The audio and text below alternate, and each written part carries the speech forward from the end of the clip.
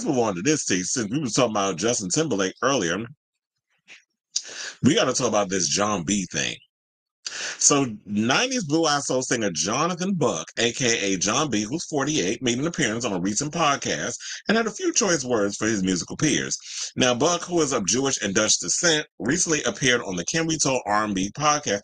Can we talk for a minute? That's what I was thinking of. Shout out to Tevin Campbell.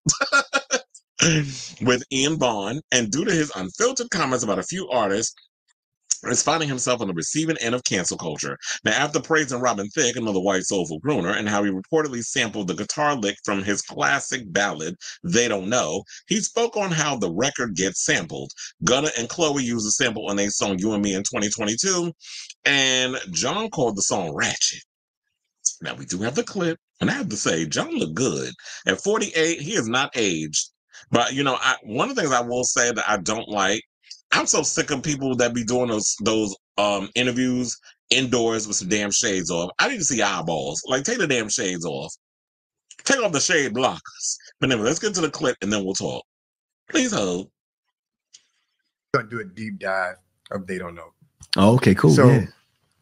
They Don't Know. I'm aware. I know Tim Kelly or Tim and Bob was a part of that one as well, right? Oh yeah, they did the track. Absolutely. Yeah. So I play this song. What an amazing track. Come on, man. To this day. I play that song, and the guitar lick still has me in a chokehold. The guitar lick is okay. So you heard the new Robin Thicke song? It's his newest single. I have not. Yeah, it's the They Don't Know guitar lick. Come on. I'm gonna just go ahead and say it right now on this podcast. Like, listen to it. It has a bang, at somewhere. Look, it may not be exactly the same thing. It's a derivative. Robin, it's in there. It goes bang, ding, ding, ding, right? You know, bro. You know, because you love that song, don't you? All right, yeah, you do. I love your song too. Your songs. I love that. But it went bing, didn't it? It went bing, ding, ding. Come on. Let me talk my shit. No, but no, it does get sampled every year. Sure. You know, by someone. Last year was Gunna and Chloe Bailey. That's right. They put that Ratchet record out that I couldn't stand. Oh man. And I wish they never did. Man. And actually never got my rights to do that record either. So we gotta holler about that. That's some business to take care of. That's some business shit we gotta handle. Yeah. But yeah, I mean, you know what? It's all a compliment to what we did. Sure. That's Tim and Bob compliment. That's me compliment. But at the same time, my lane is my lane and my area is my area. And I earned that. No doubt. Just like if you made a hit in your area and you know you do your song, whatever it is, I'm not gonna just come into your area, take your joint and make it mine, and then I'll pay you or whatever. So, you know, that being said, right. You know, that's your but creation. I've been very, very humble about my whole approach to this whole music industry thing. Yeah. Because if I wanted to be rah-rah and come out and say a lot of different things, I could be Cat Williams right now. Yeah, yeah. You know? But I don't want to be thought of as a guy who's disenfranchised or sort of like, you know, complacent in any way. Sure. I'm very blessed. Absolutely. And I'm on top. I'm up. That's right. You know? That's right. And so apparently people was mad over what John B said. And I'm sitting there like, first of all, that's his song. That is an iconic song. He wrote the damn song. And now I don't know what the you know, the business situation was in regards of like the rights on who owns it, if he owns the masters, but apparently Sony Music cleared it, so they were able to use it. So I don't know what his business situation is. So while he is saying like, yeah, they should ask me in response or, you know, my permission, this, that, and the other, they probably did all the clearing through the label. And if John B doesn't own the rights, unfortunately, I guess, you know, no shade, but they don't necessarily have to go through him to get the permission. That they go where, you know, the lawyers, the legal people go in and do it. And here's the thing. Now I listened to the song with Chloe and Gunna. The song is trash. And I hate when the fact when y'all take songs that mean one thing like what, whatever you feel that the song is about. Let's just say, like, if we talk about, love and just in general, like whatever the sample is that y'all decide to use, that it means this one thing, and then you come in here and you basically want to use a sample and talk about blowing people head off, or it's a eating coochie song, or eating a booty hole song, or sticking dildos in your ass song. Like, y'all go and turn stuff that means this one thing into something completely different, and then y'all basically just fuck up the thing. And I've been hearing way too many songs and way too many people using samples for things, and when you listen to it, it sounds uninspired. It sounds lazy. I feel like y'all just be using the samples or whatever because it's something familiar and y'all want to tap into a time that y'all wasn't a part of because y'all wasn't around. Y'all was too young, whatever the case is. But then y'all go and take the sample and turn it into something else. And he has a right to feel how he feels, which is why it irritated me that people was up in here going in on him because he did try to clean up the sentiments that from what he said earlier and said being sampled is a compliment. Many was upset with him because one person said, "A white man calling two black people ratchet is crazy." Now, here, hold the motherfucking phone. See, this is the thing I hate too. Stop weaponizing gender, race, and all that other stuff when y'all want to make a damn point. What the fuck does him being white and using the word ratchet towards two black people got to do with it being a microaggression or racist? I don't even get that from what I was getting from that. First of all, John B has been loved by a lot of black people for over 3 decades. So I don't know where. So I don't know how old a person was that came out and said, but this gives me Gen Z teas. And it's like, if y'all don't know what the hell y'all talking about, like, sit down and shut the fuck up and sit up here and talk about that he's, calling people ratchet. First of all, I didn't know ratchet was a word only adopted by black folks. A lot of people use ratchet. Ratchet just means not good, messy. I didn't like it. Ghetto. Is ghetto a black word too? Because last time I checked, white folks lives in ghettos too. They call the trailer park. So, or it's not necessarily ratchet and ghetto is not only talking about black people. If you only trying to put it in that kind of box, but what do you? I want to know what you think about your own self and your own people. Now, singer-songwriter Isadore Noir, I don't know who that is, but okay, we'll go along with it, tweeted, "I 100% understand him not being happy about sample clearance, but issue a copyright strike or cease and desist or whatever you have to do. But the scorn and way he's talking about two young black artists is incredibly disappointing."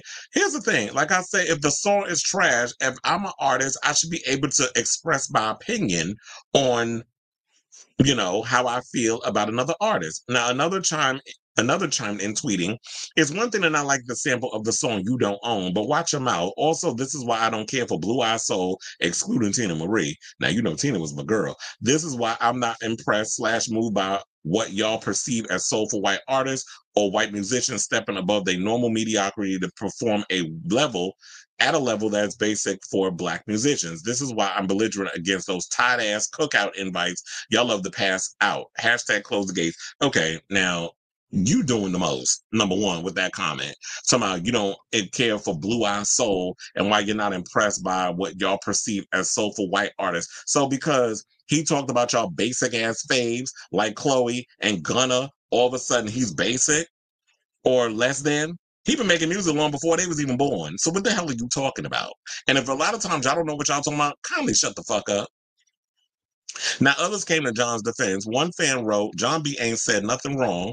As another added, "They didn't get sample rights to a classic, used it and butchered it, but people hung up that he called the version ratchet. You youngins don't understand John B.'s contribution to R&B movement." Exactly. Wanted to be in Justin Timberlake because, and we're about to get into that clip that I'm about to switch over to next, but what people were trying to say was that Justin Timberlake was trying to swagger jack John B style because John B came out before Justin Timberlake. John B came out with an album called Bonafide. Justin Timberlake came out with an album called Justified. So there's the similarities that was there in regards of like the type of music they was doing. And for y'all to sit up out here and just dismiss John B as just being some bitter old white dude stepping on black people's toes, is like, you don't know what the hell you're talking about. You don't understand his contribution to music. And just because his career, in your opinion, has never been on a level of And quiet as it's kept, Gunna and Chloe still trying to get on a level where people taking their ass seriously musically. So I don't know what the hell y'all talking about. Just because they floating around in TikTok and all these other spaces don't necessarily mean their career is where John B's career is, which he may not be like this big mainstream A-list, whatever, but he still has a career where he gets to go out there and make music and perform and still sell out the venues that he's doing. Now, I don't know if they arenas. I don't think they arenas. He could do a House of Blues, whatever the case was. John B out here still making a steady coin. So what are y'all talking about? And I hate when y'all want to sit and equate how many tickets is selling out in a certain space with status. It's like y'all really don't understand or know what y'all talking about in this damn business.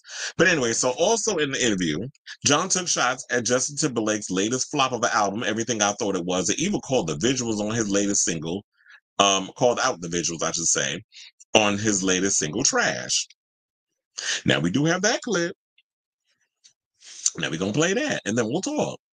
Please hold. Influence starts with the influence, whether you admit it or not. You know? Yeah, I mean, you know, look at Justin Timberlake. He wouldn't be anywhere if it wasn't for me. No, I'm just playing. You know what? I'm sorry, but that new single, though, is trash, and I'm not feeling his music at all anymore. And the video is even more trash. Come on. I don't really like that. I don't like all this demonic shit. Like, you sell your soul to be popular or something, or to give your allegiance to some hidden powers behind the scenes. Listen, we making R&B music over here. Love music, yo.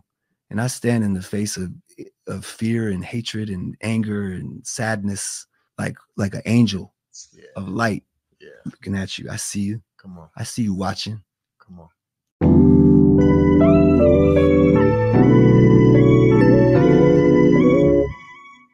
Okay. And so he gave his opinion on that. And I guess, look, there were some people in the comments that was upset with that too. Now, one person put, now, John, I like you, but you look like a hater, sir. Stop it. If you don't like his music, keep it pushing. Not everyone liked all of the songs of your albums. Yeah, but we not talking about his music. Well, I guess they are talking about his music. But here's the thing. Why is it that if I'm being asked a question by a host, why can't I give my opinion on it? And I do feel like Justin Timberlake has been influenced by a lot of the Blue Eye Soul singers before him. Why does this guy, Robin Thicke was getting it too, where they was calling him a colonizer of, you know, the R&B music and the whole situation. Another person put, one of the things of 2000s R&B and R&B period, that Cool Relax album alone is legend.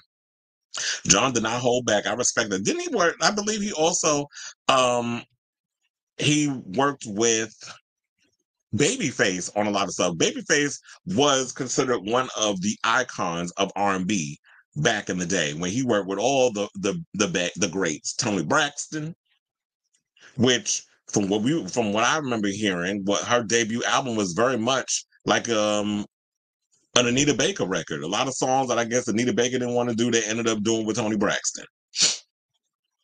And so, Toni Braxton does in so many ways remind me of Anita Baker, even down to that bowl haircut she used to wear back in the day.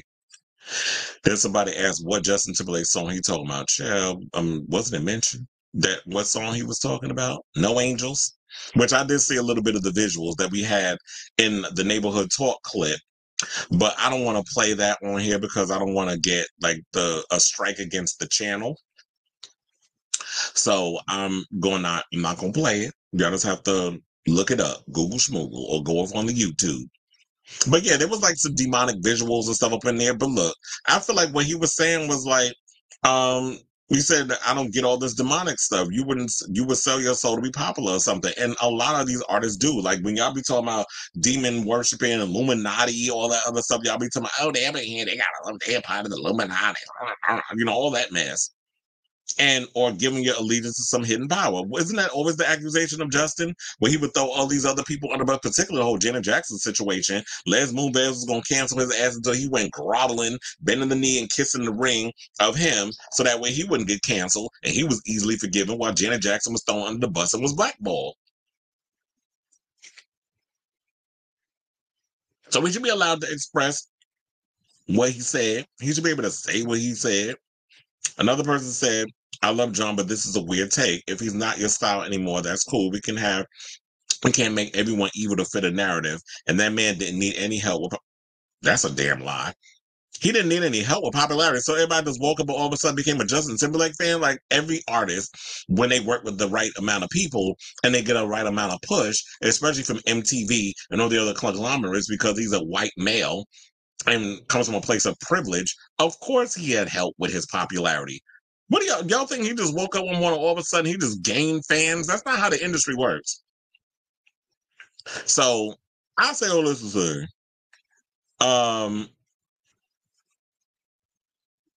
whether you like John, whether you agree with him or disagree with him, he should be allowed to express his feelings. If you're doing an interview, I'm not going to sit there and be like, no comment, because I'm worrying about what y'all about to say on some social damn media. If you ask me a question and you ask me about a record and how I feel about a certain artist, I'm not giving you diplomatic answers. Y'all get mad when people give these vague diplomatic answers, and then when they give y'all answers and don't play into the whole vague space or whatever the case is, because they're not willing to sell a soul and kiss nobody's ass in the industry so that way they can get certain places, that they have a really good copacetic career, because at the end of the day, I can sleep at night, living my best life and doing all the things I need to do, then y'all get mad about that too. So regardless of what he would have said, y'all would have not, you can't win for losing, I guess, as I will say. And the people, like I said earlier, if people are sampling his song, he should be financially compensated, or you should ask his permission, and, out of respect.